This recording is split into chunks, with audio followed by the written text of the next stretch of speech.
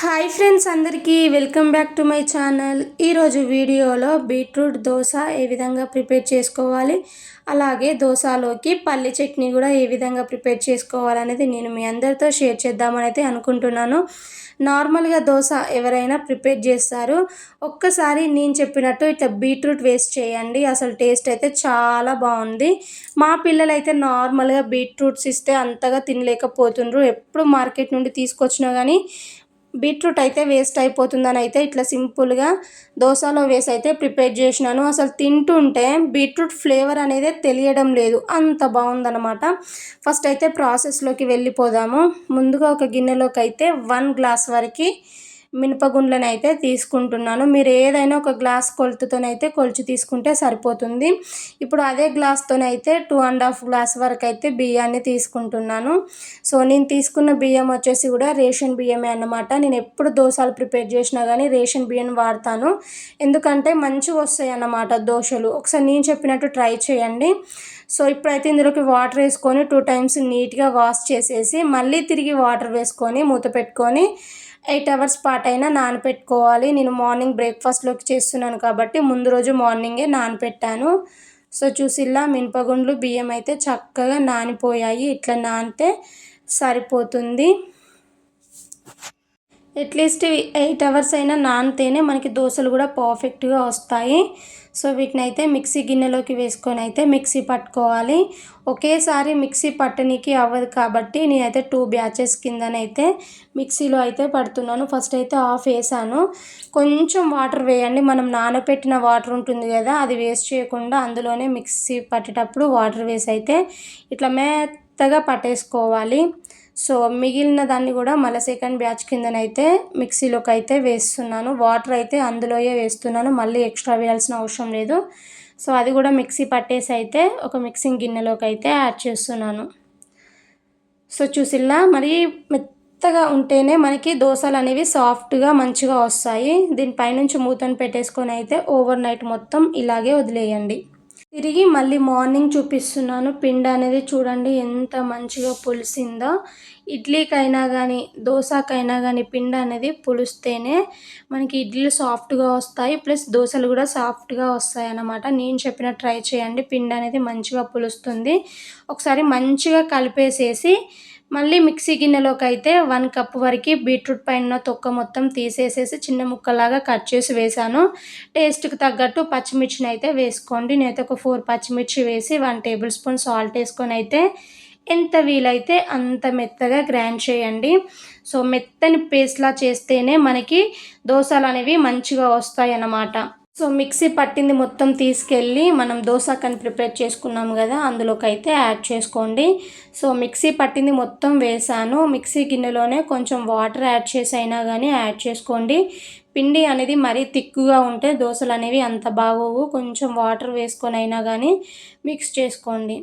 So చూసిలా మనకి colour అనేది అసలు ఎంత మంచిగా వస్తుందో కదా. నేనైతే ఫస్ట్ ఒకేసారి కలపడం ఎందుకనైతే 2 టైమ్స్ వేసి అయితే కలుపుతున్నాను.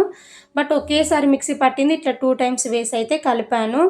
సో మనం మళ్ళీ సాల్ట్ వేయాల్సిన అవసరం లేదు, ఆల్రెడీ బీట్రూట్ మిక్సీ పట్టేటప్పుడు సాల్ట్ వేసాము కదా. ఇప్పుడు స్టవ్ పైన అయితే దోశ ప్యాన్ అయితే పెట్టేసుకోండి. ప్యాన్ అనేది కాస్త వేడైన తర్వాతకి ఇందులో అయితే దోశ పిండిని అయితే యాడ్ చేసుకోవాలి. నేనైతే 2 గరిటెల వరకు వేసానంటే నాకు దోశ అనేది కాస్త పెద్దగా వస్తుంది. మంచిగా నిదానంగా స్ప్రెడ్ చేయండి. పెనం అనేది మరీ ఎక్కువగా హీట్ ఉండకూడదు, జస్ట్ లైట్గా వేడైన తర్వాతకి ఇట్లా దోశలాగా వేసేసామంటే మనకి ఈజీగా వచ్చేస్తుంది. సో చూసిల్లా పిండి కూడా మనకి చాలా సాఫ్ట్గా మిక్సీ పట్టేదాన్ని బట్టే మనకి దోశ అనేది సాఫ్ట్గా వస్తుందన్నమాట. సో చూడండి దోశనైతే మంచిగా స్ప్రెడ్ చేసేసి ఇప్పుడు దీనిపైనుంచి లైట్గా ఆయిల్ అయితే వేసేసుకోండి. సో చూసిలా లైట్గా ఆయిల్ని అయితే వేసేస్తున్నాను. మంచిగా ఒక సైడ్ కాలిన తర్వాతకి ఇంకొక సైడ్కి నిదానంగానైనా కానీ తిప్పేసుకోండి.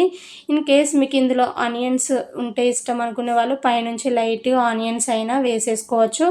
బట్ ఇక్కడ నేను పిల్లల కోసం ప్రిపేర్ చేస్తున్నాను, మరి ఆనియన్స్ వేస్తే పిల్లలు అంతగా తినలేరని అయితే ఇట్లా ప్లెయిన్గానే ప్రిపేర్ చేస్తున్నాను. సో ఇంకొక సైడ్ తిప్పేసాము కదా, ఇటు సైడ్ కూడా మంచిగా కాల్చుకోండి. మనకి క్రిస్పీ ఉంటేనే దోశ టేస్ట్ అనేది చాలా బాగుంటుంది. 2 సైడ్స్ కాలిన తర్వాతకైతే ఈ దోశనైతే ప్లేట్లోకి తీసేసుకోండి. సో ఇంకొక దోశను కూడా ఎలా వేయాలో చూపిస్తున్నాను. పెనం అనేది మరీ ఎక్కువగా హీట్ ఉంటే దోశలు రావని చెప్పిన కదా, అందుకోసమే లైట్గా వాటర్ వేసి అయితే అందులో మిగిలిన వాటర్ని పడేయండి. నెక్స్ట్ పెనం అనేది లైట్గా హీట్లో ఉన్నప్పుడు దోశనైతే వేసేసుకోవాలి. నేను చూపిస్తున్న ఈ గరిటెతోనైతే 2 గరిటెల పిండిని వేసి అయితే దోశను వేస్తాను. ఇలా వేయడం వలన ఏంటంటే దోశ ప్యాన్ అంతా స్ప్రెడ్ అవుతుంది. ఒక 2 తిన్నామనుకోండి కడుపు అయితే నిండిపోతుందన్నమాట. మళ్ళీ మధ్యాహ్నం వరకు అసలు ఆకలే వేయదు. సో చూసిల్లా దోశనైతే ఇట్లా సన్నగా వేసేసుకోవాలి. నాకైతే దోశలు అనేవి మరీ కొంచెం లావుగా ఉంటే నచ్చదు, క్రిస్పీగా ఉంటేనే ఇష్టం అన్నమాట. అందుకే ఇట్లా సన్నగా వేసేసినాను. ఇప్పుడు ఒక సైడు మంచిగా కాలిన తర్వాతకి నిదానంగా ఇంకొక సైడ్కి అయితే టర్న్ చేసుకోవాలి. సో చెప్పాను కదా, దీనిపైన ఎవరికైనా ఇష్టం ఉన్నట్టయితే ఆనియన్స్ వేసి అయినా తినొచ్చు. ఇవైతే నేను ఫస్ట్ పిల్లల కోసం చేశాను కాబట్టి ఆనియన్స్ వేయలేదు. నా కోసం మా ఆయన కోసం ప్రిపేర్ చేసినవి అయితే నేను లైట్గా పైనుంచి ఆనియన్స్ వేస్తాను. నాకైతే దోశలో పైన ఆనియన్స్ వేసుకొని తినడం అంటే చాలా ఇష్టం అన్నమాట. సో ఇంకొక సైడ్ తిప్పేసాం కదా, 2 సైడ్స్ నిదానంగా కాల్చుకున్నామంటే క్రిస్పీ దోశ అయితే కంప్లీట్ అయిపోయింది. ఇప్పుడు ఈ దోశను కూడా ఒక ప్లేట్లోకి అయితే తీసి పక్కన పెట్టేసుకుందాము. సో చూసిల్లా ఫైనల్లీ అయితే బీట్రూట్ దోశలు అయితే కంప్లీట్ అయిపోయినాయి. ఇప్పుడైతే మనం ఇందులోకి చట్నీని అయితే ప్రిపేర్ చేసుకుందాం. స్టవ్ పైన అయితే గిన్నెను పెట్టేసినాను. ఇందులోకి 1/2 కప్పు వరకు పల్లీలను అయితే యాడ్ చేశాను. పల్లీలు నిదానంగానైనా కానీ వేయించుకోవాలి. ఫ్లేమ్ అనేది సిమ్లోనే పెట్టుకొని పల్లీలను బాగా వేగనివ్వాలి. ఇవి ఎలాగో వేగుతూ ఉంటాయి కాబట్టి ఇందులోనే ఒక 5 పచ్చిమిర్చి అయితే వేసినాను. మీ టేస్ట్కి తగ్గట్టు పచ్చిమిర్చిని అయితే వేసుకోండి. సో చూసిల్లా పల్లీలు అయితే చక్కగా వేగిపోయాయి. ఇప్పుడు ఇందులోకి 1/2 కప్పు వరకు పుట్నాలను అయితే యాడ్ చేస్తున్నాను. మనం ముందే పుట్నాలు పల్లీలు వేసి వేయించామనుకోండి, పుట్నాలు మనకి తొందరగా మాడిపోతాయి కాబట్టి ఇట్లా లాస్ట్లో వేసి ఒక 2 నిమిషాలు వేయించామంటే మనకి పుట్నాలు అనేవి తొందరగా కలర్ చేంజ్ అవుతాయి. ఈ రెండింటిని మంచిగా వేయించుకొని అయితే పూర్తిగా చల్లారిన తర్వాతకైతే మిక్సీ పట్టుకుందాం. సో చూసిల్లా ఇక్కడైతే పూర్తిగా చల్లారిన తర్వాతకైతే మిక్సీ గిన్నెలోకి యాడ్ చేస్తున్నాను.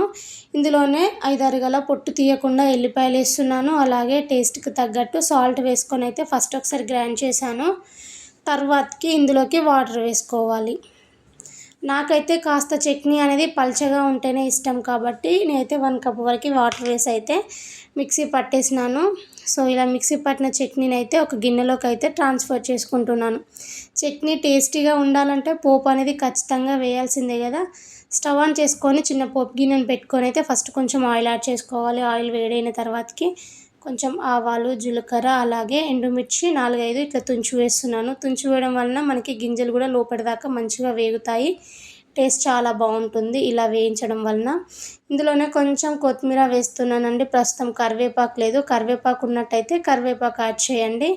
ఇందులోనే చిటికెడంతా పసుపునైతే వేస్తున్నాను. చాలామంది పసుపు వేయరు, నాకెందుకో కొంచెం పసుపు వేస్తే ఇష్టం అన్నమాట చట్నీ.